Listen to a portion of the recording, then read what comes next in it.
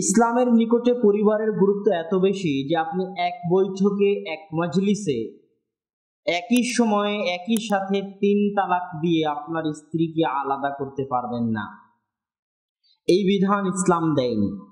কেননা পরিবার ইসলামের নিকটে এতটা ঠুনকো, এতটা হালকা, এতটা কম মূল্যের নয় যে 1 সেকেন্ডের 3 তালাক শব্দে আপনি একটি পরিবারকে ধ্বংস করে দিবেন, নষ্ট করে দিবেন, বিচ্ছিন্ন হয়ে যাবেন। ইসলাম বলছে তুমি যদি তালাক দিতেই চাও, যদি দিতেই হয়, তাহলে 3 মাস ধরে তালাক দিতে হবে।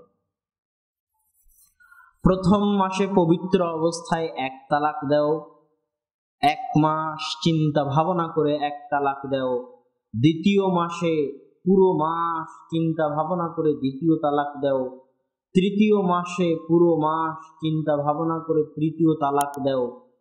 এইভাবে চিন্তা ভাবনার মাধ্যমে 3 বারে 3 মাসে 3 তালাকের মাধ্যমে একটা পরিবারের থেকে বিচ্ছিন্ন হওয়া যায়। কেন এত লম্বা সিস্টেম? যাতে পরিবারকে রক্ষা করা যায়, যাতে পরিবারকে হেফাজত করা যায়।